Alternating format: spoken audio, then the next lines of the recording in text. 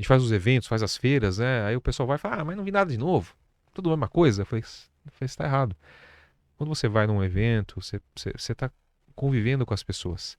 E dali você vai extrair o teu maior patrimônio, que são os relacionamentos. Seja para fazer negócio, ou seja para se ajudar.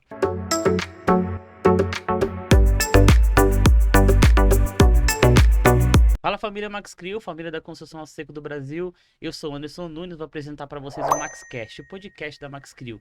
Hoje o nosso convidado, ele ajudou a implementar o Drywall no Brasil, ele fez parte dessa história, né? E hoje é líder de uma das empresas também que estão fazendo parte disso, da construção a seco, do steel frame e entende muito da parte técnica, vai trazer o seu conhecimento pra gente, contar a sua história com um pouquinho de parte técnica. É o Fábio, toca aqui, meu E aí, amigo. meu? Beleza? Muito obrigado pelo convite, antes de mais nada. Pô, satisfação demais você ter vindo aqui, cara. Eu sei que o tanto que você já contribuiu nesse mercado, o tanto que você contribui. E para algumas pessoas que já sabem a história, eu já tive loja de drywall e eu já comprei chapa do É Fábio quando ele verdade. trabalhava na USG, né? Trazia na Contract, alguma coisa assim, que eu não lembro mais. Isso. Tinha alguns importadores que traziam a chapa da USG, né? É, nós A vamos, gente vai contar um pouquinho da história? nós vamos contar um pouco dessa história, cara. Então, foi muito bom ter conseguido trazer você aqui por toda essa experiência que você tem. Então, a gente quer contar essa história para as pessoas saberem o tanto que o drywall que a gente conhece hoje, ele já se mutacionou muito ao longo do tempo até chegar hoje. Hoje a norma está em evidência, as pessoas falam muito sobre isso. A gente participou, né, você muito mais que eu, obviamente, eu sou lá de 2013, né? Você um pouco antes, já participou dessa revolução, né? Dessa mudança que hoje tá mais fácil, mas antes era mais complicado, né, Fábio? Sem dúvida, cara. Na verdade, eu tô nesse mercado há 25 anos, né, meu? Mas se você pegar, por exemplo, o drywall, ele já tá no Brasil desde a década de 70, né? Isso. É que, de fato, ele começou a se desenvolver fortemente ali em 2000, né? Com a vinda de grandes multinacionais, das fábricas, né? Isso acabou também ajudando no desenvolvimento do mercado, né? E a própria cultura das pessoas, que cada vez mais tá entendendo que precisa de obras mais rápidas, mais leves, com menos desperdício, né? É. Então acho que é a soma de esforços entre a cadeia produtiva, né, para desenvolver o mercado e a própria necessidade das pessoas, né, que estão vendo que precisam inovar, mudar, né? Você, não sei se você chegou a ver o do Valdir, da G-Swart, o podcast que ele Vi falou. uma parte. Você vê como que é. Hoje isso é impensável o que ele contou, que quando a Gibson do Nordeste chegou, ele comprou um caminhão de chapa, por exemplo, o cara falou, ó, quando eu achar que eu devo, eu te mando. Era assim antes no começo, né? E Exato. hoje é impensável você trabalhar desse jeito. Para as pessoas entenderem o tanto que já mudou esse mercado, né? E o tanto que a gente tem pela frente ainda para conquistar as Sim. coisas, né? Eu diria para você que a construção seca, né, que é uma das formas que a gente chama o mercado, né, de construção seca, né, É, pelo baixo uso de água, né, que em obras corporativas, obras industriais, ela está consolidada. É inimaginável você pensar em fazer obra em alvenaria tradicional nesses ambientes, né? E nos últimos anos ela vem crescendo muito no setor residencial, que ainda tinha uma certa, é, né, pela cultura do brasileiro, de construção pesada, tinha um certo preconceito ainda sim. do drywall. Mas isso está mudando muito rapidamente, cara, né? E vai continuar assim nos próximos anos, né? Ó, ô Fábio, eu acho que, assim, pelas consultas que a gente faz, obviamente a gente manda para muita distribuidora e de lá esse material sai. Mas eu acho que nós estamos aí uns 60% mais ou menos de residencial hoje, o material da Max Crio. Que interessante, bom saber disso, né? Ah, Os estudos que a gente faz, que a gente acaba perguntando para os parceiros que a gente tem muito, né, no mercado, como é que tá as vendas aí, e a gente também entrega para a construtora direto e entrega para a indústria, né? sim. Então a gente consegue fazer essa conta se a gente contabilizar toda a venda direta que a gente faz. Então a gente está mais ou menos em 60% de residencial, 65% de residencial, que é muito legal, né? Porque eu acho que é onde a gente encontra toda a criatividade que o drywall pode chegar, construção a seco pode chegar, é no residencial, onde a pessoa quer fazer uma nuvem, um céu estrelado, tá começando a enxergar tudo que o drywall pode trazer, né? Você quer abusar um pouco mais do design, né? Da Isso, arquitetura, né? isso. Não, e perfeito, cara, que bom saber disso, né? Porque mostra justamente que o drywall tá rompendo as barreiras da cultura, e que é uma bobagem, né? É, Ele é sim. tão bom quanto qualquer sistema. O que eu acho interessante é que antigamente as construtoras, quando chamavam drywall, é porque estavam com algum problema de prazo, né? Então, É, pô, subiu o esqueleto do prédio e aí tá atrasado, precisa entregar. Não, então chama o drywall, né? pra fazer uma parede removível, eu cansei de fazer isso. em Exato. obra. Mas agora, o que a gente está percebendo é que elas estão já no planejamento do projeto, já falando, ó, vai ser em drywall. Não é que o drywall vai entrar depois, né? E é até importante que isso aconteça, porque quando você começa desde o princípio o planejamento com o drywall, você, de fato, aproveita todos os benefícios que ele pode trazer, como, por exemplo, alívio de carga nas estruturas. Então já, a construtora já começa a economizar na própria fundação do prédio, né, na estrutura, porque o drywall é muito mais leve, né? Então, Sabe uma história que eu percebi o que estava ajudando? Por exemplo, os arquitetos, que eu tenho muito contato com arquiteto, né? E sim. desde a época que eu trabalhava na construtora. Aham, Eles começaram a ver Instagram, foto, o que o drywall fazia de acabamento. entendi. E aí eles começaram a implantar isso em seus projetos.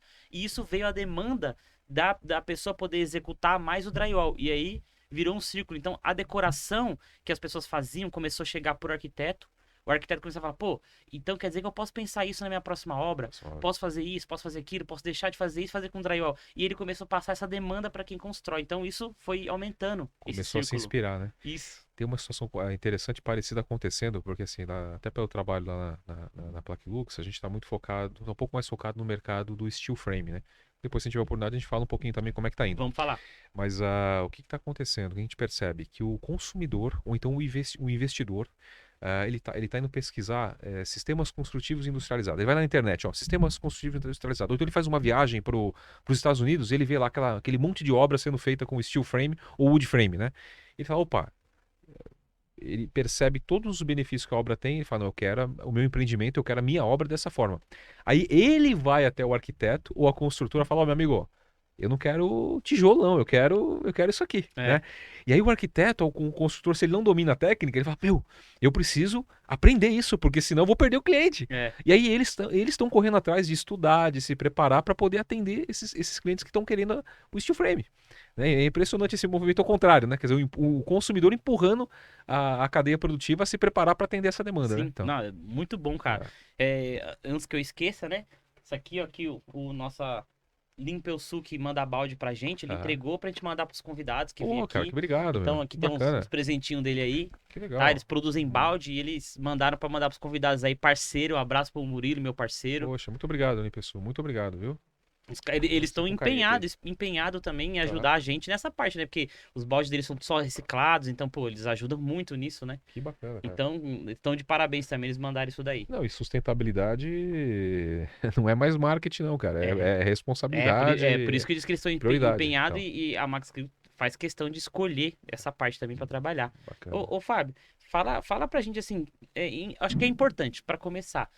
Como que você, não, como que você chegou na construção a seco? Não, qual foi o seu trabalho que te chamou a atenção para chegar na construção a seco depois? Legal. Antes mais uma vez, obrigado aí pela oportunidade de poder contar um pouquinho da nossa história, né? Não sei se para as pessoas que estão nos assistindo vai ser tão interessante assim, né? Mas é satisfatório. A gente tem pouca oportunidade tem de contar um pouco sobre Sim. nós, né? Não, esse, E- esse podcast, o Max Cash, é focado nisso. É uma sim, pitada de informação técnica, mas a gente quer contar a história de todo mundo, porque quem tá assistindo lá vai sentar aqui um dia para contar a sua história com também. certeza. Mas assim, cara, tentando ser bem sucinto, na realidade eu comecei a trabalhar na construção em 1997. Eu estudava engenharia e eu fui estagiar numa empresa de engenharia que fazia projetos e instalações de ar-condicionado. Aqueles ar-condicionados centrais de Sim, shoppings, sei. enfim, indústrias, né? E eu trabalhava numa divisão dessa empresa que trabalhava com perfis de aço. Eram flanges para fazer a conexão dos dutos de ar-condicionado que são feitos de chapas de aço, né? Sei. E ali começou um contato meu com um fornecedor dessa empresa, que é a empresa Multiperfil, né? Que fabricava esses perfis, que perfilava esses perfis. Sim. E ele, em contato com eles, eu comecei a descobrir que eles fabricavam os perfis para o drywall. E até então não tinha a menor ideia, Do que era né, do drywall. que era o drywall, né? E aí calhou de algum tempo depois ali eles me convidarem para trabalhar, né? Na Mas empresa. só para te interromper, Sim, claro. você se formou? Você foi Não, trabalhar com engenharia? então já tô antecipando a história, né? Não, eu não me formei em engenharia, cara. Eu estudei aqui na FEI, aqui em São Bernardo do Campo, fiz 2 anos. e não tive competência de ir até o final, cara. Cara, Mas é aquele negócio, era sonho de moleque, né, de me tornar engenheiro, mas a hora que eu me deparei com a realidade ali, eu falei, rapaz, não sei se eu vou conseguir. Então eu sou um não engenheiro meio frustrado, mas quem sabe no futuro acho que dá tempo de fazer ainda. pô, você tem 2 anos, dá pra ir, né? Dá pra aproveitar alguma coisa. Dá pra ir, mas eu acabei depois me formando em marketing, Em né, marketing. e fiz outras especializações em administração, enfim, mas aí fui pro caminho do marketing, depois eu vou explicar por quê também. Tá. Mas enfim, aí começou toda a minha história em relação à construção seca, então um pouquinho antes de 2000 ali, né, eu entrando na Na Multiperfil multiperfil. para então trabalhar o mercado de venda de perfis para o drywall. Ah, tá. Você entrou lá já pra trabalhar com venda de perfil pra drywall. Aí lá que você aprendeu esse mundo, assim, né? Começou a aprender. Exatamente, né? Até você falou de uma figura aí sensacional que é o Valdir Valdir. da SWAT. Ele, por exemplo, foi acho que um dos primeiros clientes que eu tive contato lá pela Multiperfil, que nós atendíamos ele, né? Então sempre muito gentil lá nos recebeu, né? Eu já E comprei matéria da multiperfil também, você né? também já comprou, né? Então, enfim, e ali foi interessante porque até a própria Multiperfil me contava essa história, né? Falou, pô, a gente viu, foi numa feira de construção e viu lá o drywall, né? Até então eles fabricavam outros perfis para eletrocalha, enfim, para outras aplicações. Ele olhou assim o drywall, falou, pô, que bacana, acho que isso é o futuro, né? É. E aí foram lá e investiram nas ferramentas para fazer os perfis. Mas aí, pô, tá beleza, estamos com os perfis prontos. E agora? Nós vamos vender para quem? Né? Então era meio maluquice, cara. Falei, por que nós vamos vender isso para construtora, para o distribuidor? Existem esses distribuidores? E aí qual que era a rotina? A rotina era pegar a malinha, botar o pé na estrada e descobrir empresas que até então trabalhavam com drywall. Mas não só isso, também desenvolver mercado. Então daí que vem até hoje eu tenho um valor muito forte para mim profissionalmente, que é o quê? Jamais pare de prospectar, jamais pare de desenvolver mercado. Porque você precisa disso. Nosso mercado precisa disso. E muito mais lá atrás, né? Porque o mercado era menor, É. era menor ainda. Enfim, então e aí ia para o Brasil afora, visitando essas empresas de distribuição construtora para poder abrir mercado para multiperfil.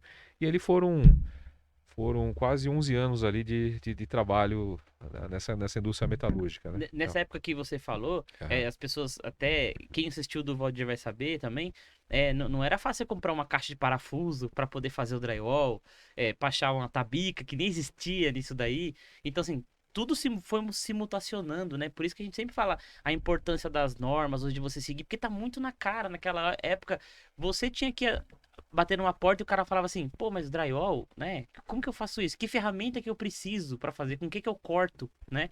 Aí você fala, eu tenho perfil. Aí ele, então eu vou comprar o parafuso. Aonde? A fita? O que que eu uso, né? Exato. As coisas mudaram muito. Mudaram bastante, cara. Eu diria para você que um divisor de águas para o nosso mercado foi em 2000, quando foi fundada a Associação do Drywall, Sim. pelas fabricantes de gesso. Por quê? Aí eles formaram uma equipe dedicada na associação para trabalhar o quê? A formação das normas brasileiras do drywall. E eu tive a oportunidade de participar desse processo, principalmente acompanhando a parte dos perfis, né? Que começou a criar padrão. Olha, qual é o dimensionamento correto do perfil, qual a espessura, qual a galvanização, que aliás é um tema muito discutido hoje, né? A questão É, da normatização dos perfis, né? Mas assim foi muito. feito para as placas de gesso, para os parafusos, para as massas. Enfim, começou a criar parâmetros para produção e para controle de qualidade, né? As Antes, normas. antes disso, a gente usava a experiência de quem veio dos Estados Unidos e o material que era usado lá, não é? A gente não tinha assim antes dessa norma, a gente não tinha nenhum resumo, né, de como fazer isso. Não, no Brasil não tinha muito referencial técnico, né? Todas as literaturas eram importadas, ou Importadas, né? dos Estados Unidos ou da Europa, né? Que eram os mercados mais maduros, né? E se inspirava nesses brasileiros que muitos moraram lá alguns anos, aí vinham para o Brasil para trabalhar aqui Isso. na construção e acabavam ensinando as pessoas, né? Mas ali, enfim, depois do advento da associação da norma, o mercado ganhou muito com essa padronização, né? Foi muito. E aí, dessa história sua da multiperfil, ela rumou pra qual empresa? Então, aí eu fiquei lá 10 para 11 anos, né? Nossa, você ficou E bastante tempo na multiperfil. foi bastante tempo, né? E aí eu recebi um convite para ir para Sangoban. E aí eu nem sei se você sabia dessa história, né? Eu trabalhei 3 anos e meio lá na Sangoban, na divisão Isover, Isover? na parte de Não, isolamentos. não lembro, não sabia. É, Quando eu conheci era através da USG já, já né? foi Da na USG, exportadora. E exatamente, sim. exatamente. E aí na Isover foi outro grande desafio, né? Eu tinha um sonho de trabalhar numa empresa grande, né? E até por isso que eu fui para trabalhar na Saint-Gobain. Porque eu falei assim, pô, caramba, será que os meus, as minhas qualidades aqui numa empresa, na época a Multifio era pequena, né? Será que as minhas qualidades aqui vão ser úteis num grande grupo como é o Saint-Gobain? Então, eu queria me sentir desafiado, né? E aí, ok, deu a oportunidade, eu fui para lá. E a minha função lá, eu era responsável pelo mercado de construção a seco, ou seja, fazer o fomento dos produtos da Isover dentro do mercado da construção a seco no Brasil.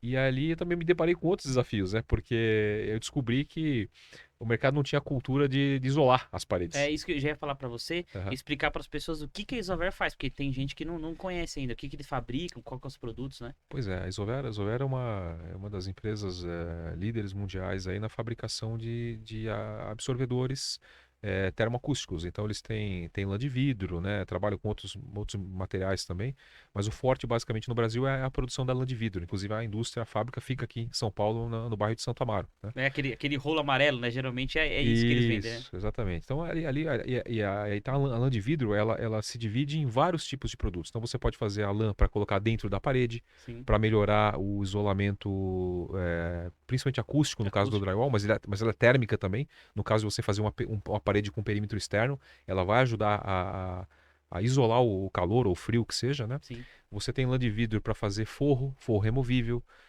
para fazer subcobertura em telhado, para você fazer piso, para você diminuir aquele barulho de toque-toque, né, do salto alto, da, sim, da cadeira, né? Enfim, então tem uma gama infinita de produtos. sim. Mas aí voltando à história do drywall, aí eu descobri que pouquíssimas empresas colocavam lã. É, Eu falei, rapaz, não é que é opcional, é um sistema, ele precisa estar completo. é, E aí, vamos fazer um trabalho de divulgação, de educação, né? Isso é uma palavra que a gente vai falar muito aqui hoje, educação, né? sim. Vamos educar os projetistas, vamos educar os montadores para fazer o sistema completo, né? Você sabe que até hoje as pessoas não encaram o isolamento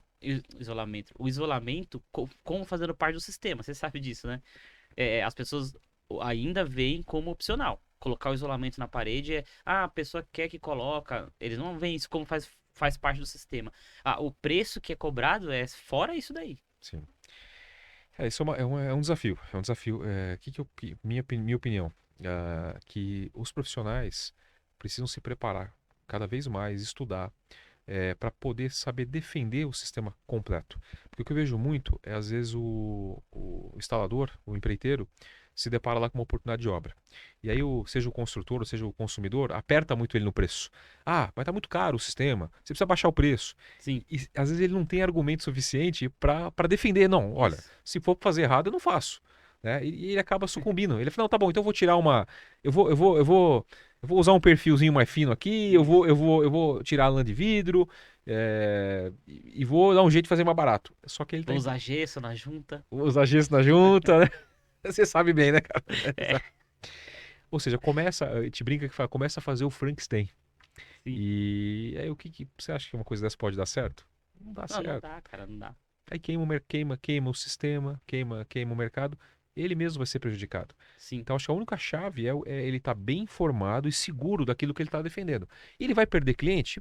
Vai perder cliente, mas vão ter outros que vão falar, não, eu quero fazer da maneira correta. E vai ter espaço para ele, né? O que a gente sempre defende é exatamente isso. A pessoa, ela é tão responsável, todo mundo que tá assistindo, quem trabalha, o cara que é o montador, ele é tão importante e ele é tão necessário para que o sistema cresça. É a mesma coisa, Max Creo, Plaquelux, Sangoban, o montador é tão responsável quanto, porque se ele não fizer as coisas direito, a pessoa que receber aquele serviço vai ver que a parede ficou torta, trincou, não funcionou o que ela queria, ela vai falar, nunca mais eu faço drill na minha casa. Não indica pra ninguém. Então o cara é responsável também. As empresas passam conhecimento e o cara tem que se profissionalizar e fazer o trabalho dele da forma correta, fazendo todos os procedimentos, né, para não deixar isso acontecer, porque o principal fato que a Max Creo enxerga de não fazer esse sistema, né, crescer como deveria crescer, é exatamente isso. Profissionais que não fazem o sistema correto. Exato. Por exemplo, quando a Max Creo desenvolve um produto aqui, você deve investir dinheiro, tempo, pesquisa para fazer um produto confiável, certo? Certo. Então as pessoas precisam entender isso. Quando é feita uma norma, quando a fábrica determina um procedimento de instalação, não é porque ela sonhou com aquilo, acordou e falou, ah, é assim. Não, tem estudo, tem investimento, tem teste por trás. Então, tem responsabilidade, né? Então, se você modifica algum procedimento, algum processo, ou não respeita uma norma, você está colocando em risco a tua reputação, o sistema, o mercado, né, cara? Então, É. não recomendamos de forma alguma você fazer coisas que não estejam normatizadas ou não estejam dentro do procedimento de uma fábrica, né? Sim, né? Então, Sem dúvida. Vamos lá. E você trabalhou na Exover por esse tempo? isso. Aí, quando foi em 2014, comecei em 2014, apareceu uma oportunidade na USG, né? Eu não sei se todo mundo sabe ainda quem é a USG. Na verdade, Vamos explicar.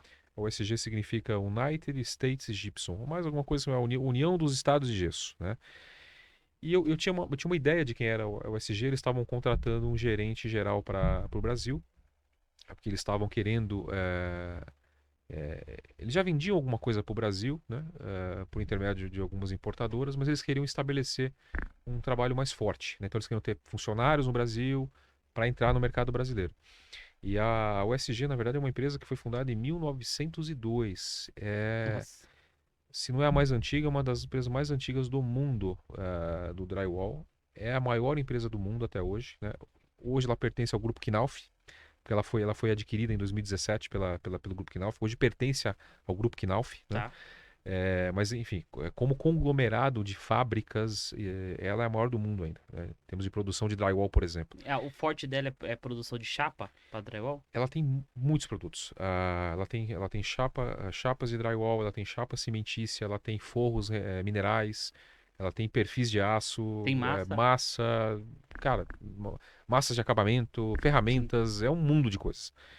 E aí eu tinha uma noção, né? Aliás, a história do drywall se confunde muito com a história da USG. Ah, eu não sei se você já contou essa história aqui no podcast, mas a chapa de drywall foi inventada por um engenheiro chamado Augustin Saquet. Eu não me lembro a data agora, mas um pouco antes de 1900. E, na verdade, era uma chapa que tinha três camadas de gesso. Então, e entre elas o cartão. Ah, entendi. Porque lá você vai pesquisar um pouco nos livros, eles tinham muita dificuldade de usar o gesso liso para fazer as paredes, né, que era como eles faziam, como se fosse uma construção de pau-pique, vamos dizer assim. Sei. Só que no inverno congelava. Então eles precisavam criar alguma forma de fazer uma produção industrial daquele gesso para virar uma placa para poder levar pronta para a obra. Sim. Dali mais ou menos surgiu o drywall. E aí quando foi em 1900 se não me falha a memória, 1917, a USG comprou a patente dele, e aperfeiçoou a placa como a gente conhece hoje, que é uma camada de gesso Gesso com com cartão dos dois cartão. lados. Então dá para dizer que a chapa de gesso que a gente usa hoje no mercado, ela foi basicamente criada ou aperfeiçoada pelo SG. Você vê o tamanho da história que tem essa empresa pro drywall no mundo, né? Sim. Bom, enfim, aí voltando à história, eu sabia mais ou menos quem era o SG e tal, e aí acabou surgindo a oportunidade. Eu falei, cara, de novo veio aquele barulhinho na orelha, puta, eu quero desafio, né? Eu quero. Falei, tá bom, vamos lá, vamos. Aí saí da Sangoban e fui para o USG para liderar a parte de vendas no Brasil, né? Mas aí era focado em chapa mesmo, né? Aqui no Brasil. É, é, é, Porque eu não lembro na época de se você trabalhava com outra coisa fora chapa pra divulgar aqui. Acho que tinha um forro removível, se eu não me engano, também, alguma coisa do tipo. Nós chegamos a trazer três produtos. Três produtos. O Forte, 80% era as placas de drywall. Aí Sim. tinham quatro modelos que a gente trazia. Depois você me permite, eu comento um pouquinho sobre uma delas, né? Não, Você comprava, né? com certeza, vamos falar sobre elas. Legal. E trazia placa cimentícia, e trazia uma placa de gesso revestida com fibra de vidro, que hoje está se popularizando no mercado, que a Sangoban tem, a Knauf tem, a Gibson tem, mas em 2014 nós trouxemos para vender junto com o sistema EIFS da Sto, que é uma marca alemã, que é um sistema de fachada, né? Tá, Esse é um outro capítulo para te explicar. tá. Mas enfim, então qual que era o objetivo então na época? Nós tínhamos um escritório em São Paulo, éramos em duas pessoas, né? Eu e a engenheira Maria Tereza, e a gente saiu credenciando em empresas pelo Brasil para importar importar essas placas Sim. que vinham ou dos Estados Unidos ou das fábricas da USG no México. E essas empresas tinham que fazer a distribuição no Brasil. Então, você citou aí a empresa Contract, né? Contract. Era uma das importadoras, mas existiam outras que traziam a placa para fazer a distribuição. E nós dávamos suporte de marketing, de especificação técnica, né? E eles foram-se 4 anos de trabalho até que ela foi comprada pela Ó, Knauf. só pra você ver como que o mundo do drywall, né? Aham. Eu comprava a chapa da Da Contract. A Contract, aham. Contract tem parceria com a Ciasul. Sim, São ligados de alguma forma. sim. E nós vendemos massa agora pra Ciasul. Olha que interessante. Então, esse mundo do drywall vai se mutacionando, né? E vai virando, né, cara? É impressionante. Aliás, se tiver oportunidade, recomendo que você traga o pessoal do grupo Ciaçu para participar, porque é gente que está aí há 45 anos no mercado e que conhece muito, muito bem a história do sistema Não, também, né? a Ciasul já está convidada e já tem até data pra eles virem aqui. Ah, que bacana, Já, bacana. tá, são parceiros e eles têm também essa experiência, essa vivência no mercado muito grande. Vamos querer contar a história deles aqui também, com Bacana. certeza. Fala pra gente das chapas que você trazia lá do SG. Sim, então, cara, nós trazemos as chapas standards, as chapas RU, né, resistente à umidade, Uhum. RF, resistente a fogo, mas uma delas era a chapa ultralight. Eu lembro da história dessa chapa. Eu lembro a briga que foi na época pra colocar ela aqui. Não sei se você vai lembrar, mas a gente trabalhava junto, né? E Aham, você me falou dessa chapa na época. Eu falei, cara, mas eu não vou conseguir vender aqui. As pessoas não vão entender vai entender, que né? isso é um pouco mais caro, mas ele é mais leve e tal. Eu lembro até do peso, acho que era 14 quilos que ela tinha, a outra tinha 17, alguma coisa assim. Eu É, lembro mais ou menos. E, aí, cara, foi uma briga nessa Aí época. você vai apelar pra memória, vai ser difícil dar o peso exato, que eu não sei se eu lembro, cara. Mas era isso aí. A sua dificuldade foi a de muita gente no começo. Sim, Porque essa história, voltando um pouco no tempo, em 2007, 2008, lá nos Estados Unidos, teve vamos dizer assim, a última grande crise norte-americana, que foi aquela crise imobiliária, da bolha, né? sim. E ali, cara, o mercado imobiliário parou. E logo, por consequência, afetou a construção civil, que afetou a indústria do setor. E aí o SG sofreu muito na época. Ela fechou fábrica, ela teve que reduzir custo, né? Ah, e, sobretudo, inovar. Então ela falou assim: pera, nós estamos numa crise.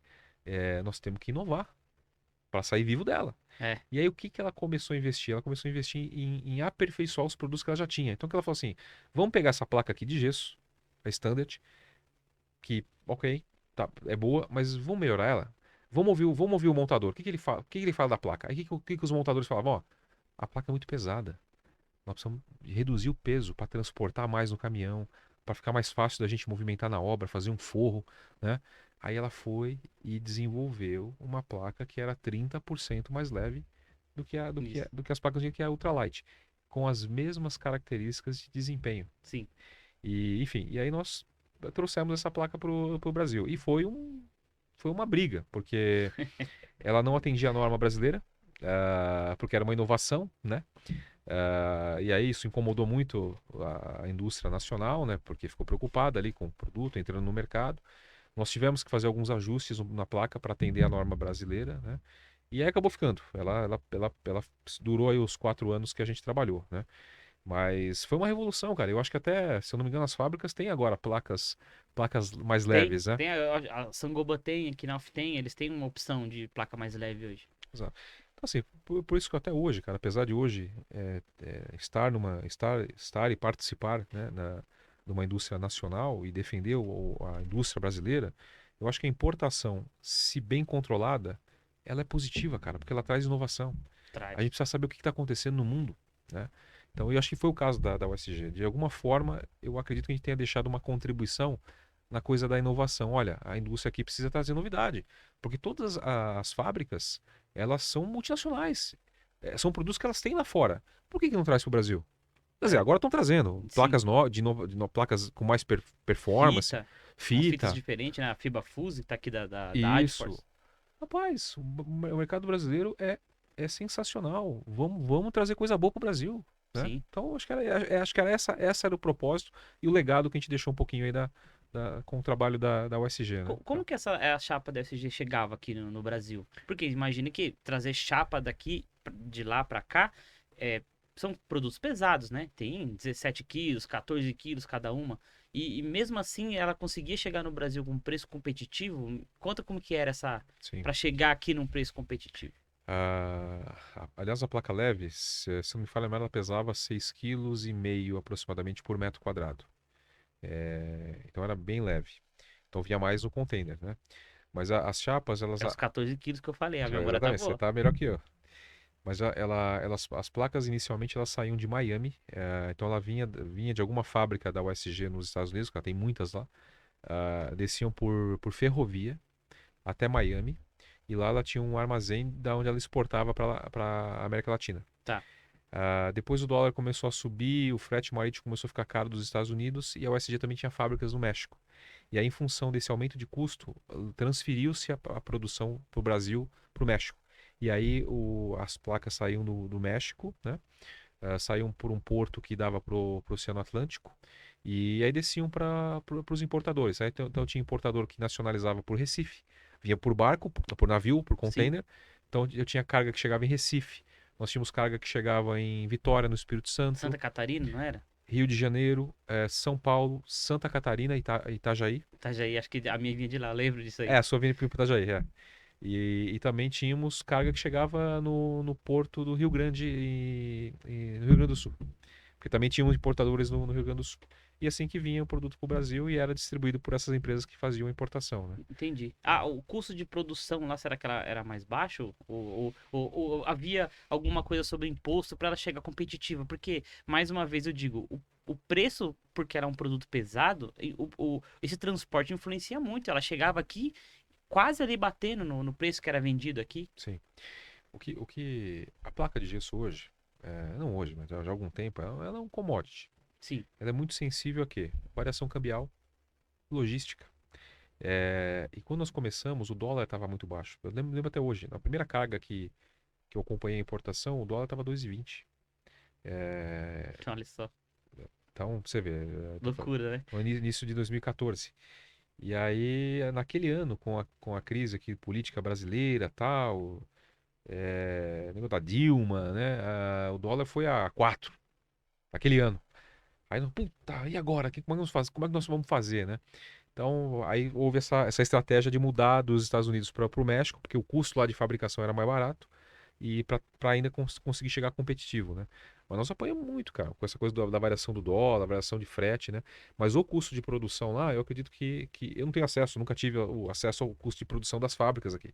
Mas eu acredito que o custo lá era mais competitivo. Você chegou a viajar para ver esse produto lá antes de trazer para o Brasil, quando você foi convidado? Você foi conhecer para ver como que era o produto, para levar essa experiência do Brasil para falar para eles, ó, nossa, é parecida, dá para colocar lá, você foi consultado sobre isso? Eu tenho até uma história engraçada, cara. Não sei se vale contar aqui, mas enfim. Acho que Mas vale. é meio piada, mas enfim. Aliás, minha piada, aquela situação difícil que você passa, que depois você escapa dela, depois você fala, ufa, mas depois vira engraçado. Mas vou chegar lá. Logo que eu fui contratado, eu tive que passar uns 15 dias lá nos Estados Unidos, viajando, principalmente o norte dos Estados Unidos, conhecendo as fábricas, para fazer a integração. Então, eu fui no escritório da empresa matriz, era em Chicago. Eu fui conhecer as fábricas que ficavam lá em Ohio, no estado de Ohio. eh, Enfim, eu fui em fábricas em Detroit. Eu devo ter conhecido lá, Anderson, umas 6, 7 fábricas, cara. Inclusive no México. Então eu fui ver fábrica de drywall, eu vi fábrica de placa cimentícia, eu vi fábrica de forro mineral, de massa. Puta, cara, e pra mim aquilo foi disruptivo, né? Porque, imagina, um caipira que nunca tinha saído do Brasil e tal, e foi, Tá no meio cara, das indústrias, meio né? das indústrias, falei, caramba! E era maluco que a primeira fábrica de drywall que eu fui, naquela época, que era. Putz, onde é que era aquela fábrica? Bom, daqui a pouco eu me lembro. Era uma fábrica que fazia 100 milhões de metros quadrados por ano. Uma fábrica. Essa fábrica, à época, atenderia o Brasil com sobra. Uma fábrica. Nossa, o tamanho da fábrica. E aí você rodava lá nos Estados Unidos mais 300 quilômetros, tinha outra. E mais 300 tinha outra. Eu falei, caramba, pra onde vai tanto drywall que vocês fazem aqui? Aí o cara da fábrica falou assim, ó, não sei, só encosta aqui trem, caminhão, barco e vai embora. Porque, óbvio, lá o consumo deles é, É. é gigantesco, né? Mas, enfim, respondendo a tua pergunta, foi. Mas a história engraçada que eu ia falar é, eu tive que. Nós estávamos discutindo a questão da norma, de adaptar o produto à norma brasileira. Sim. E aí o pessoal do laboratório lá da USG falou assim, Fabio, você tá vindo pra cá, né? Eu falei, tô. Faz o seguinte, traz pra nós amostras das placas aí do Brasil, de gesso. A gente quer ver o produto, entender e tal. E tá bom. Aí lá vou eu, né? Pegar avião com as placas de gesso. E essa era uma viagem que eu tava indo pro México. E aí chegando lá no México, o pessoal falou, senhor, o que que são essas placas aí na sua mala, né? São placas de gesso, né? Não, o senhor pode abrir todas elas. Eu falei, mas, poxa, mas né, são as amostras e tal. Não interessa, abram. Aí começaram a raspar a placa. Aí trouxeram o cachorro, eu falei, eles estavam achando que era Que era droga, droga. né? Eu falei, pô, só falta eu aqui ficar preso agora no México, o traficante, né, cara? Traficante. Traficante de drywall. Cara, mas pô, aí trouxeram aqueles reagentes químicos pra Pra ver se pingar e ficava tal. azul. Rapaz, no começo eu até achei engraçado, né? Falei, pô, é Mas depois aventura. dá um medo, né? Depois me deu gelo, porque eu falei, pô, vai que acontece alguma coisa aí e tal. Graças a Deus não deu nada, né, cara? Mas olha que aperto, viu, cara? Que aperto, Mas os né? caras destruíram essas amostras, não? Deu pra Não, sobrar um deu pra pedacinho, né? sobrar uns pedacinhos, cara. Aí eu falei pro pessoal da USG na época, pessoal, vocês nunca mais me peçam pra trazer a amostra de gesso, cara. Inocente, né? Então, mas foi legal, foi uma história Cara, engraçada. no aeroporto, se os caras verem coisa branca assim, com pó, eles já vão parar, né? Já vão parar. Então, mas ainda mais no México, né, cara? É. Todo respeito aos nossos amigos mexicanos aí. Mas enfim, então foi isso, cara. Foi uma história bem bacana, assim. Foi a minha passagem profissional, assim, que eu mais aprendi, que eu mais amadureci profissionalmente, de você sair do. Você conhecer outras verdades, vamos dizer assim, né? Aí você vai no mercado que é o maior mercado do mundo, o pessoal que criou as tecnologias. Então você aprende muito, cara. E aí você começa também a ser mais humilde, cara. Porque você fala assim, puta, tem muita coisa pra gente aprender.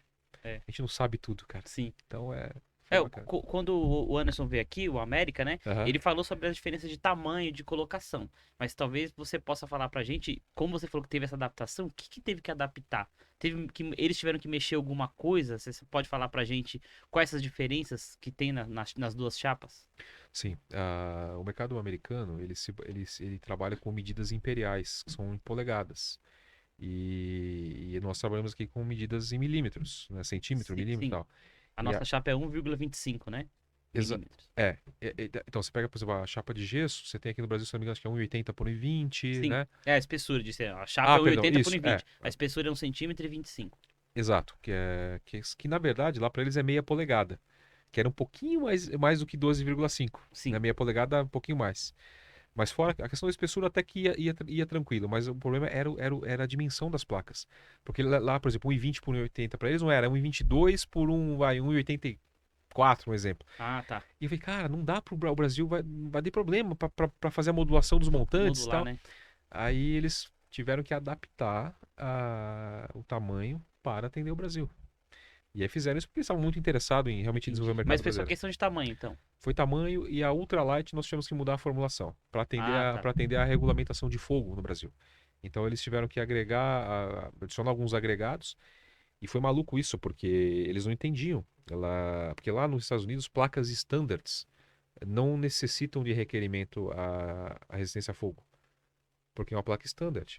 Para fogo você tem a RF lá, Sim. que eles chamam de Fire Code.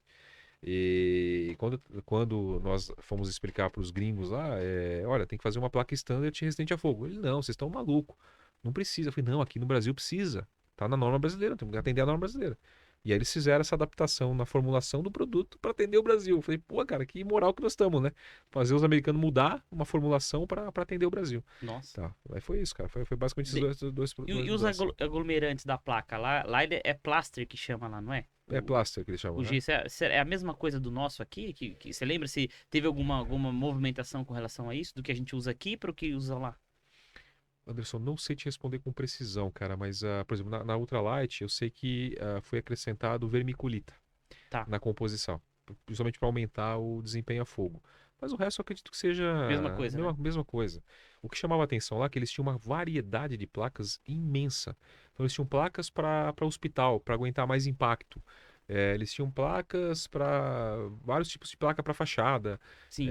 Uma placa para tinha placa para fazer fechamento de, de elevador, como é do posto do elevador. Sim, do pouso elevador. Que eu falei, mas que é de tão complexo tem, né?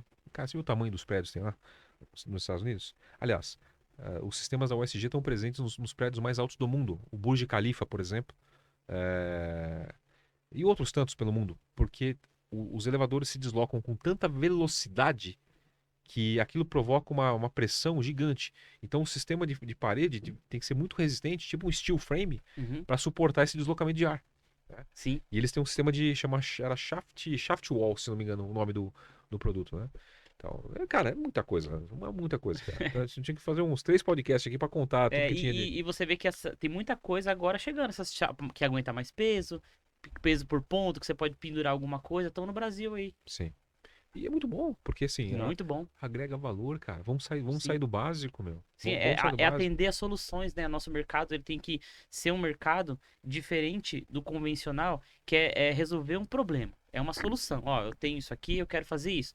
O drywall ele tem que ter essa capacidade, e o steel frame que a gente vai falar, tem que ter essa capacidade mutacional de resolver um problema. Ó, eu não consigo com isso, mas essa chapa te atende, esse perfil vai te atender. Para essa situação você pode usar isso, com esse isolamento. É isso, essa montagem de Lego, vamos dizer assim, que tem que classificar o drywall para ele poder crescer, né? Porque vai resolver um problema que a pessoa tem.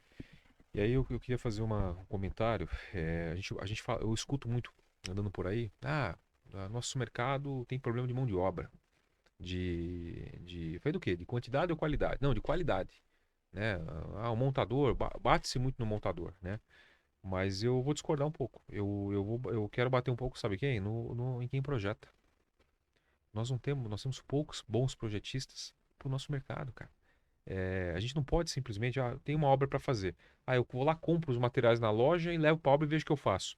Não pode ser dessa forma. Você tem que ter um projeto, você tem que ter um planejamento para aquilo. E quem faz isso é o projetista. Então, a hora que chega para a empresa de montagem, ela tem que ter um direcionamento. Ela não pode ter que ela ter responsabilidade de ficar criando a solução na obra. É aí que vem o problema, cara. É aí que vem o problema.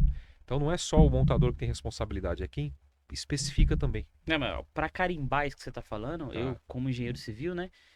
Os projetos que a gente pegava de empresas, tanto de arquitetura, estrutural, não tinha nenhuma especificação técnica de drywall. Era drywall. Só o Uma nome, linha né? lá, Drywall. drywall, para executar. Não tinha uma especificação. Você vai usar esse isolante com a chapa com essa especificação, o perfil dessa espessura, nada. Ali é uma parede de drywall.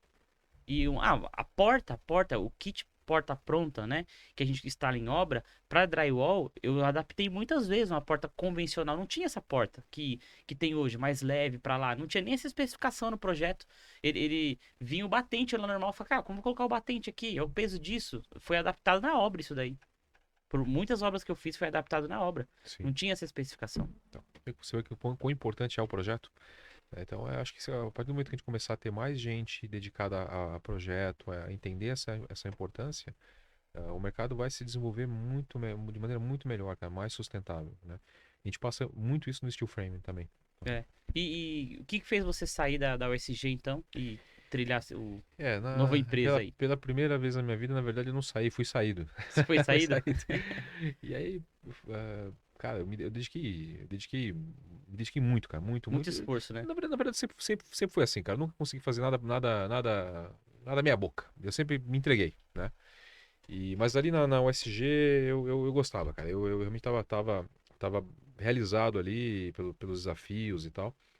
E de defender nosso país também, né? Porque toda semana tinha uma reunião com os gringos e eu tinha que falar do Brasil, eu tinha que defender o Brasil. Aquilo pra mim me inspirava. Só que aí quando foi ali final de 2017, o meu chefe era um americano no começo, depois passou a ser um mexicano. Aí ele me chamou lá, fui lá e falou, olha, cara, tem uma notícia pra te dar não muito boa. Falei, "Pô, o que foi?" Ele falou assim, olha, todo aquele ímpeto que nós tínhamos de investir no Brasil, de montar fábrica, de não sei o que, tal, acabou. Falei, pô, cara, depois de 4 anos, todo esse trabalho, né, briga pra laudar produto, pra não sei o que, pra constituir a rede de distribuição. Olha quanta gente compra o produto hoje no Brasil, né? Mas se o problema são os funcionários, né? Estão custando caro, então, pô, mas mantém a operação. Ele falou, não, nós vamos parar. Vamos parar porque nosso interesse agora é outro. Agora é mercado centro-americano, Centro-América e Norte América, os investimentos estão para cá, o mercado retomou, as fábricas aqui estão a plena capacidade. É um estorvo produzir para o Brasil hoje, por conta das medidas, da formulação. Sim. Nós temos que adaptar, tem que parar a linha, o setup da linha é muito longo, a rentabilidade é muito baixa, e então nós vamos parar. Eu falei, pô, cara, aqui, mas não sabe, vocês têm que fazer isso de maneira gradativa, porque tem clientes que dependem disso, É. né? E assim fizeram, eles ficaram deram mais 6 meses ali para os importadores trazer produto até fazer essa adaptação. E assim, cara, esse foi o motivo que na época eles comentaram, mas eu desconfio que isso foi em detrimento da aquisição da empresa pelo Grupo Knauf. Por quê? Não fazia sentido a USG ter uma operação concomitante com a Knauf Sim. em alguns países. Então, por exemplo, eles não pararam só o Brasil, eles pararam Peru, Colômbia, Argentina, eles foram fechando, era o mesmo modelo, tinha um funcionário e um escritório. Eles foram fechando tudo. Onde a Knauf tem É porque presença, a Knauf já tá distribuindo aqui, né? já Fabricando tem aqui, né? fábrica e tal. E aí eu desconfio que essa, por trás desse motivo que foi dado, na verdade essa era a realidade. E que logo depois foi anunciado, né? Olha, a Knauf adquire a USG, né? Era uma empresa de capital aberto, a USG, era uma empresa pública. A Knauf fechou capital, hoje é uma empresa de capital fechado, né? E, enfim, e aí foi isso, cara. A gente ficou, na época ficou bastante chateado, né? Pelo tempo que a gente havia se dedicado, pela mobilização que nós tínhamos causado no mercado pelos clientes, né? Então, mas foi história. Até hoje, meu telefone toca com alguém do Brasil. O seu Fábio da USG? Eu falei, não, não mais. Não mais. Pois não. Tem aquela chaputa light pra comprar? Eu falei, pô, meu amigo, não tem, cara, não tem. Tomara que a Knauf um dia se inspire e traga, porque deixou muito órfão, viu? É. E qual que foi a sua. Dali pra cá, pra você chegar então na Plaque Lux? Legal, cara. Aí afunila a história, né? Isso. Chegando mais os dias de hoje. Aí quando foi em 2018, eu conheci a Plaque Lux. A Plaque Lux existe desde 2007, já Sim. tem 15 anos. Ela nasceu como uma importadora em Curitiba, então ela importava placa cimentícia e os acessórios e vendia dali para o Brasil. E aí eu sabia, acompanhava, porque eu estava no mesmo mercado que eles e tal, né? Tinha um pouquinho da história. E aí sabia que em 2017 a Placlux havia inaugurado uma fábrica na Bahia, para fabricar no Brasil as placas Isso, cimentícias. e já ia falar, pra fabricar placa cimentícia, né? Exato. Tá. Hoje do que nós fazemos lá? Fazemos a placa cimentícia e a massa base coat. Sim. É o que nós produzimos basicamente. E aí eu recebi um contato dos antigos sócios da empresa dizendo, olha, soube aí que a USG parou a operação, o que você está fazendo? Eu falei, eu não sei o que eu vou fazer. Ele falou, você não quer vir trabalhar conosco para liderar aí a fábrica e tal? Cara, eu falei, meu, cara, fábrica nova, né? Pensei comigo, né? Falei, pô, fábrica nova. Bom, você tem fábrica aqui, você sabe que não é fácil ter fábrica, né, cara? Falei, rapaz, eu escutava o mercado, falei, ih, o produto da placa Lux não tá bom, a placa não tá legal, não tá saindo. Eles não estavam acertando o processo produtivo. Porque é química, cara. Sim. É química. E eu falei, meu Deus do céu, cara, acabei de sair de um baita desafio, vou pegar outro, cara, É. né? Mas eu falei assim, não, tá, vamos lá, quero ouvir, né? Eu escutei qual era o projeto e tal. Puta, meu, não sei, cara, não sei. Ele falou assim, ó, vem, se você vem, mas você vem para entrar como sócio da empresa. Eu falei, opa, aí a conversa muda de figura, É. né? Porque eu sei que eu vou ralar pra caramba, né? Mas é uma coisa Você vai sentir o projeto seu, né? que você vai assistir como se fosse seu, né? E aí, resumindo a história, tá bom, eu topo isso aí, eu topo. E aí, então eu entrei como sócio em 2018 da empresa, permaneço até hoje. E ali, Anderson, foi, cara, em termos de desafio do ponto de vista de produção, cara, porque eu não sou técnico, né? Mas a gente tinha que ajudar a fábrica a chegar num produto melhor. Eu falei, cara, o que eu sei é a experiência que eu tive, principalmente da USG.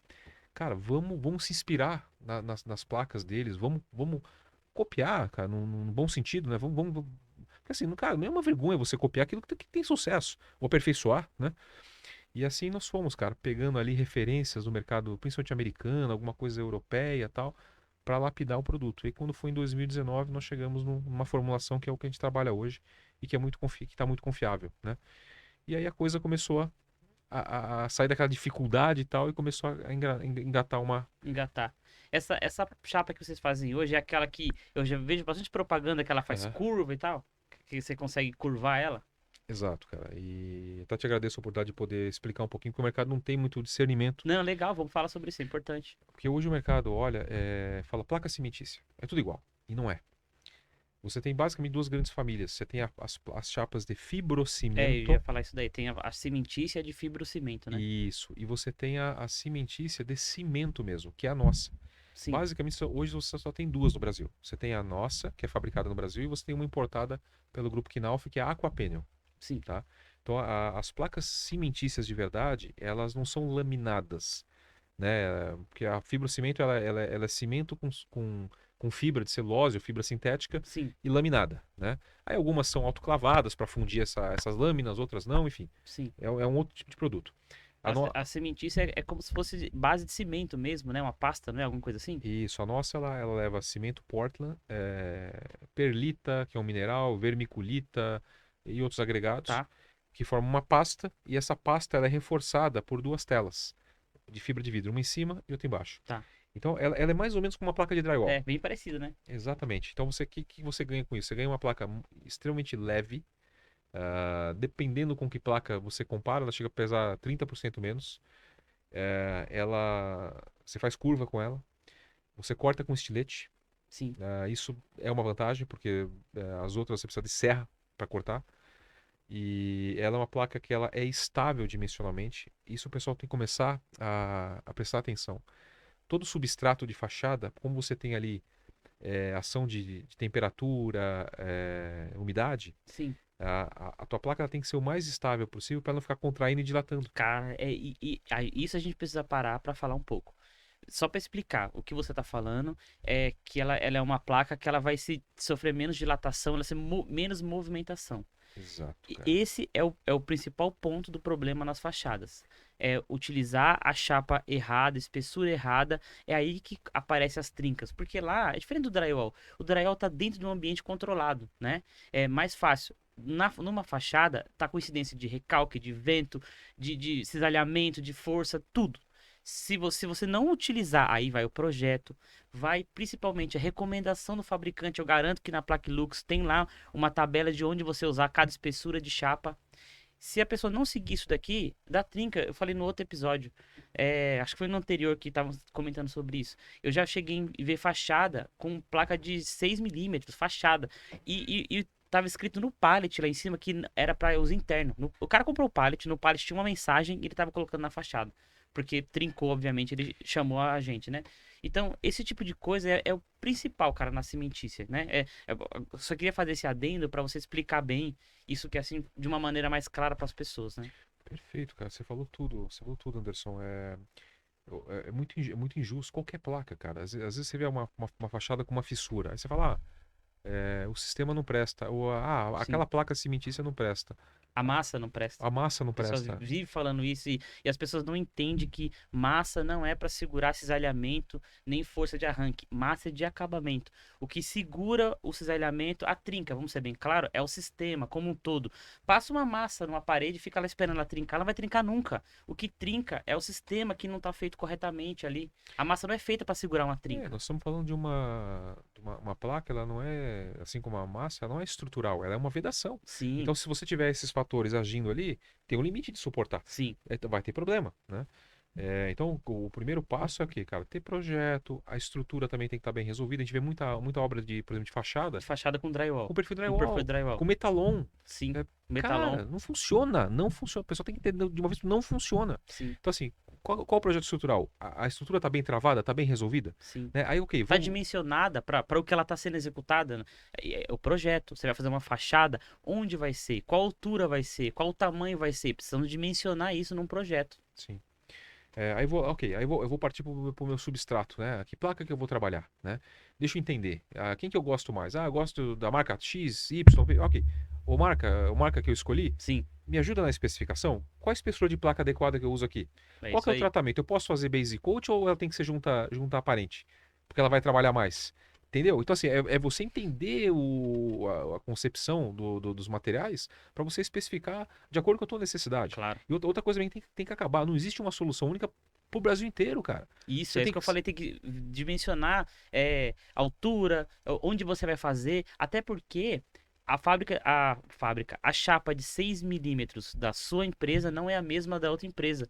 Não é porque 6 milímetros funciona numa fachada de uma fabricante que a outra fabricante oferece a mesma resistência. Você tem que consultar a empresa que está te fornecendo para ele falar para você qual a resistência e para o que está dimensionada a chapa dele. Exato. A gente fabrica lá 6, 8, 10, 12, 15 as espessuras. E todas as nossas placas são carimbadas, identificadas com a recomendação de uso e alinhadas com a norma brasileira de chapa cimentícia.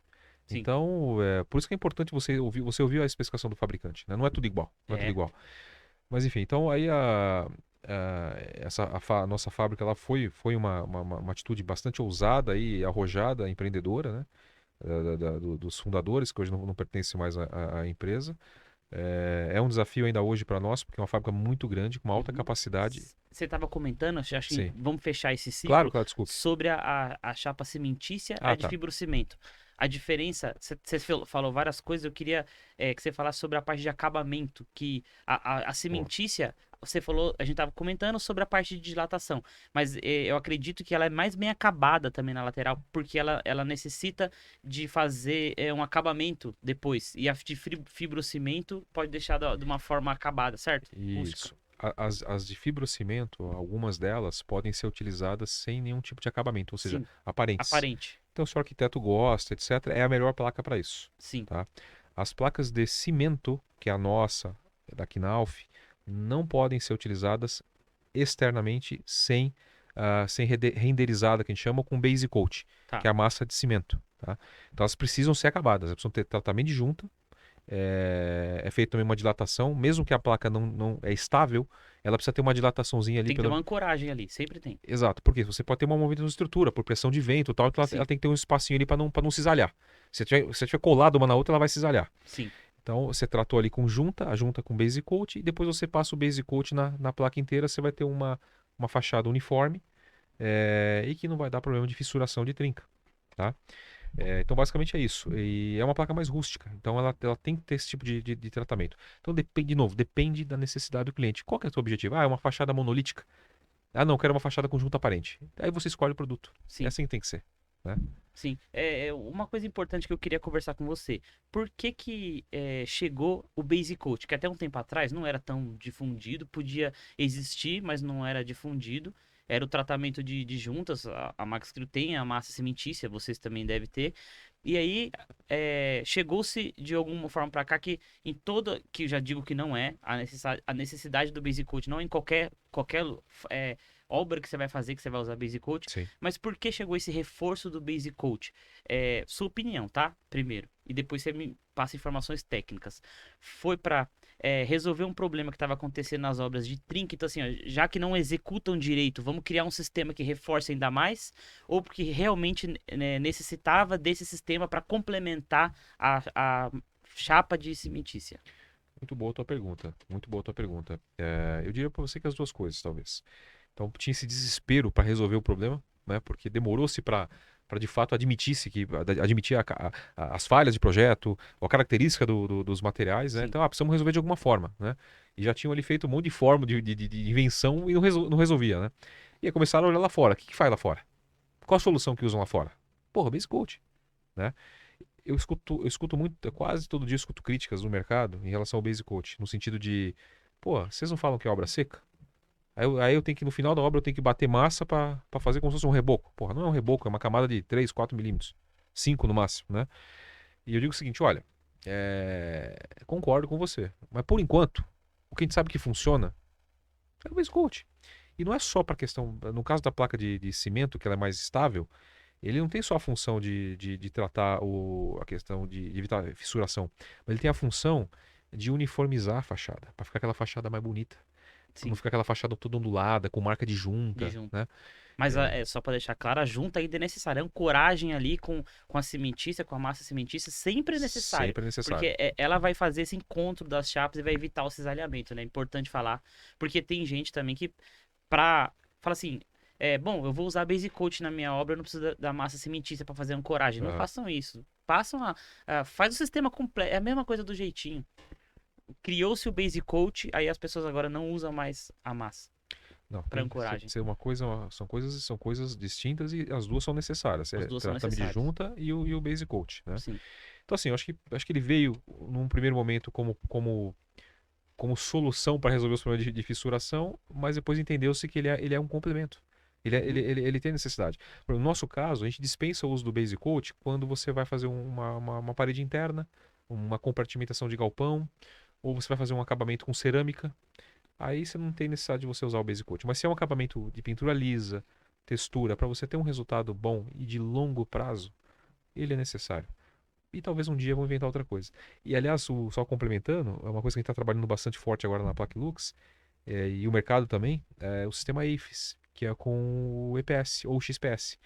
Então você tem o substrato, sempre que a gente fala substrato é a placa. a placa. Então você tem a placa, você vai colar um EPS, um XPS, e depois você vem com o Base Coat. Por quê? Você está criando ali uma camada de proteção térmica para a tua fachada. É um upgrade, vamos dizer assim, Entendi. do sistema de Pô, fachada. explica bem o que que é isso daí, porque dessa novidade para muita gente, para mim também.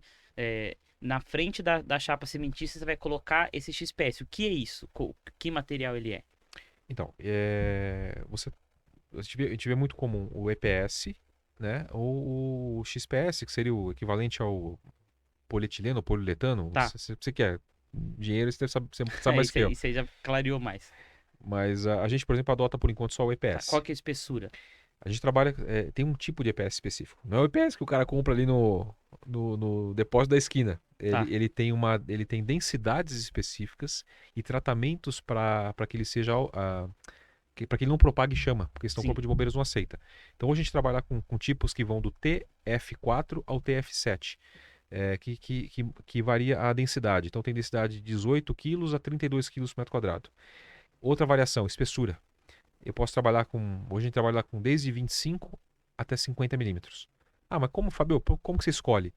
Depende da região climática que você está construindo. Entendi. Isso é uma placa, então. É uma placa, Uma plaquinha. uma placa de 1,20 por 60. Uma Ah, tá, placa de tá. isopor, vamos dizer assim, isopor é a marca, né? Mas Uhum. uma placa de EPS de 1,20 por 60. Entendi. E aí você vai colar ela na tua base. Pode até ser usada em alvenaria. O cara que tem um problema de nivelamento da alvenaria ou problema de insolação. O cara, puta, essa fachada aqui pega muito sol, aquece demais, eu preciso resolver esse problema. Waves. Você pode colar ele na alvenaria. E aí, Entendi. em cima você vem com o base coat armado com a tela, né, de fibra de vidro. E você resolve um problemaço.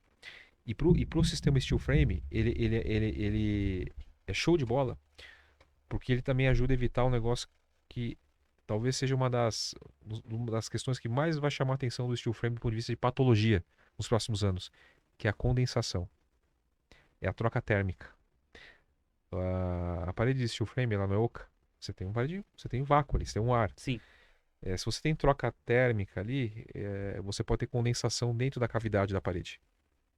Então, se você trabalha com EPS ali do lado de fora, você joga o ponto de orvalho para fora da parede.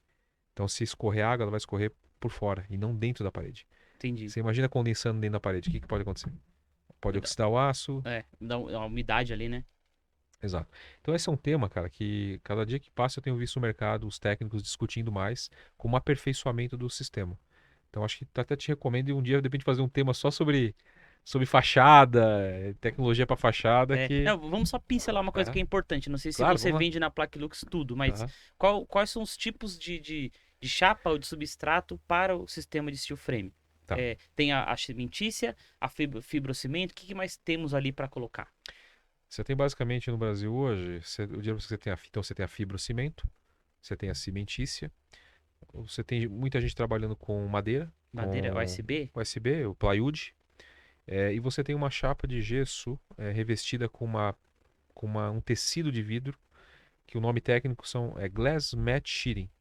É uma placa de drywall revestida com uma pele de vidro que é feito para fachada. Tá, Mas pelo menos nos países que a gente pesquisou, no mercado norte-americano que eu conheço bem, essa chapa ela é usada sempre com AFES. entendi.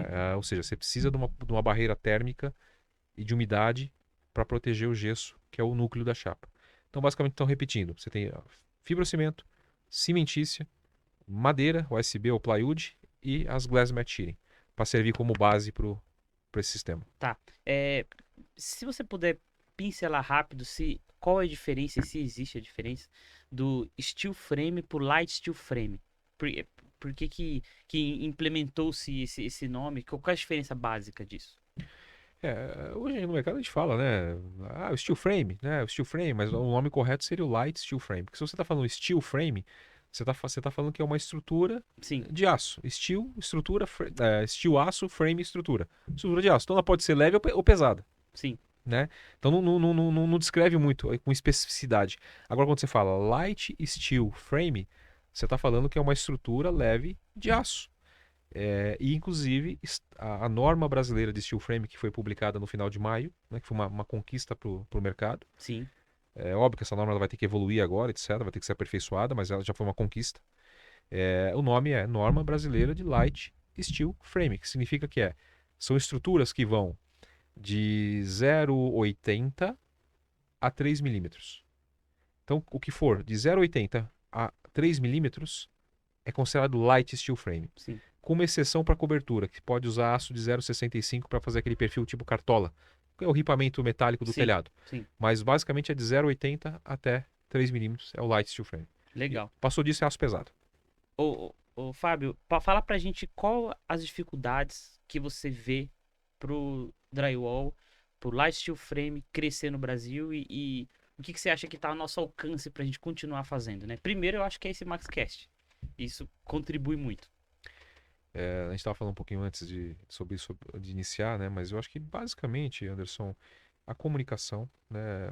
Eu faço parte também da ABSEM, que é a Associação Brasileira da Construção Metálica. E lá, todo ano eles fazem uma pesquisa sobre o mercado do steel frame. Perdão, e do drywall também. Eles pesquisam, na verdade, eles fazem uma pesquisa do ponto de vista do aço. Como é a Associação Brasileira da Construção Metálica, Sim, eles olham pelo prisma do quanto está consumindo de aço no drywall no Brasil, quanto está consumindo de aço no steel frame, por exemplo. sim. E eles também, nessa pesquisa, eles checam quais estão sendo as barreiras externas para Interessante. desenvolvimento. E um dos que sempre aparece lá é divulgação, comunicação. Então, quer dizer, quanto mais a gente falar, quanto mais iniciativas como a tua tiver, de trazer os profissionais, debater os temas, ajuda, vai desenvolver mercado. E o segundo, meu caro, eu diria para você que é educação. Educação é formar mais profissionais de projeto, mais pessoas de montagem, né? Porque nós não estamos falando do mercado, o que vai acontecer? Já aconteceu. Nós estamos agora, sabe aonde? Num ciclo de subida da. Quando você pega quem gosta de marketing, né? Aquele ciclo de vida do produto, né? Sim. Tem aquela curvinha lá, tal. Nós estamos no comecinho da subida. Nós estamos aqui, ó, no comecinho. Nossa, Então, Drywall tem muito ainda pra crescer, vai cara. muito, cara, vai muito. Eu não tenho, hoje não tem, a Associação Drywall não divulga mais, mas é, o percentual de participação do mercado, mas o Drywall eu chuto hoje, cara, que deva estar aí entre 8, 9, 10, vai, por cento do mercado brasileiro. Não, 10% você tá Tô sendo sendo bem otimista, otimista. então 10% você tá sendo otimista. Se tivesse 10%, a gente não tava aguentando, né? não dava Você não estaria conta. aqui. Você estaria lá fazendo chá, porque que Tá na linha lá. seus funcionários não tá dando conta, você estaria no segundo tempo. Mas enfim, é um dígito, vamos dizer assim, né? Isso sim. É pequeno ainda perto do todo, né? Então, mas isso é uma coisa que preocupa também. Porque, assim, não sei se você deve estar, se você acompanha bem o mercado aí. Acompanho bastante. Todas as fábricas de drywall estão fazendo expansão, Sim. porque já estão chegando ao topo da capacidade. Se você divulga, se você divulga o mercado, aí o mercado quer comprar, você não tem produto para entregar, porra. É. Eu sempre brinco que eu tô na segunda cadeia de expansão da minha vida no drywall. Aham. Porque eu participei da primeira, quando todo mundo falou, precisa construir outra fábrica. Aí a Gibson começou a pensar, aqui no Rio de Janeiro construir outra fábrica. E agora eu tô vivendo essa segunda que todo mundo tá começando a falar de novo. Pô, vou ter que fazer outra fábrica. Sim. A Knauf, a Placo, pensando em construir outra fábrica já. Então é a segunda cadeia de expansão que tá chegando, né? Eu diria para você que talvez nos próximos 5 anos aí nós vamos ter bastante surpresas, viu, cara, do ponto de vista de talvez novas fábricas vindo para o Brasil, Sim, né? As que já estão dobrando suas capacidades aí, porque, cara, não tem volta. Agora também acho. é surfar a onda com responsabilidade, com qualidade. Eu acho que a maior propaganda para nós hoje também é a qualidade, cara. Eu fiz uma apresentação no Congresso Latino-Americano que teve de Steel Frame no mês de junho, e falando sobre normas de placas cimentícias. E eu falei assim, pessoal, a preocupação que nós temos que ter hoje é responsabilidade, é qualidade. Porque é muito simples. Você quer fazer tua casa com steel frame. Aí você fala, pô, eu quero buscar referências. Eu quero ver uma casa pronta, sei lá, eu quero ver. Aí você vai lá, pô, a casa tá toda detonada. Você fala, o quê? Eu vou fazer minha casa com isso? Não, senhor. Agora, se eu vou lá e vejo uma casa bacana, bem feita, o morador feliz, você fala, pô, cara, eu quero isso pra mim. É, Porque é tudo de bom, né? Só tem sim. coisa boa. Então, eu acho que a qualidade é o caminho. Cara, obrigado pela Porra, sua acabou? participação. Antes de acabar, eu quero Aham. uma mensagem final sua. Pode falar o que você quiser, a casa é sua aí. Com quem você quiser também, agradecer, fica à vontade. Bacana, cara. Obrigado. Mais uma vez, obrigado aí a você pelo convite. Fiquei muito feliz mesmo, cara, de poder participar. Agradecer a tua equipe aí, que foi super, super gente boa, né? E, cara, acho que deixar uma mensagem pro pessoal. Reiterar só o que eu disse para você aqui. Vamos trabalhar o mercado com mais responsabilidade. Vamos exercitar os nossos networks, né? A gente brinca muito lá que a gente faz os eventos, faz as feiras, né? Aí o pessoal vai e fala, mas não vi nada de novo. Tudo a mesma coisa. Eu falei, você tá errado. Quando você vai num evento, você tá convivendo com as pessoas. E dali você vai extrair o teu maior patrimônio, que são os relacionamentos. Seja para fazer negócio, ou seja para se ajudar. Sim, Então você montador que tá nos escutando, é, investe no relacionamento com a fábrica, com os distribuidores, né? Prestigia os distribuidores. Faz essas parcerias, porque eles que vão te ajudar no dia a dia, no suporte técnico, numa logística, né? Então acho que é isso, cara. Mas se eu fosse deixar uma mensagem aqui, ó, foquem na qualidade e no relacionamento para fortalecer o nosso mercado. Tá? Ó, por isso que logo no começo eu falei que o Fábio, ele ajudou no drywall aqui no Brasil. Essa história que você contou, toda a sua energia foi colocada no começo e eu agradeço você pessoalmente, porque eu acredito que uma boa porcentagem do que a Max Crio para quem ela vende, como ela atua no mercado, vem de todo o esforço que você fez no começo da sua carreira no drywall. Se me permite mais Claro, cara, fica à 30, vontade. 30, Como eu disse, a casa é sua, pode ir. depois você corta qualquer coisa. Mas na verdade, assim, cara, eu até agradeço a tua gentileza aí e tal, mas, cara, tem muito, muito, muito mais gente importante do que eu aí que foi responsável pelo desenvolvimento do mercado brasileiro. Eu me sinto parte, óbvio, que é minha vida dedicada a isso, são 25 anos dedicado a isso, então eu me sinto parte sim, né, de ter contribuído, né, mas tem mais gente que participou, né, cara, e é isso aí, acho que a gente tem que ter humildade e gratidão e sempre todo dia aprender, né, você tem uma indústria também, a indústria é igual uma bicicleta, né, se você parar de pedalar, cai, porque todo dia tem um desafio novo, Todo dia. né, até brinca, pô, meu celular toca, às vezes o cara da produção, ó, a máquina aqui parou, né? Aí passou meia hora, liga o financeiro, ó, não tem dinheiro hoje. Aí você fala, meu Deus do céu, então um dia, mas tá bom, a gente tá animado, Faz vamos, parte, vamos, né? vamos encarar essa, né? É Tá, isso tá, aí. é isso aí, Cara, beleza. foi muito bom Obrigado, mesmo obrigado. você ter vindo aqui contar a sua história, foi muito bom.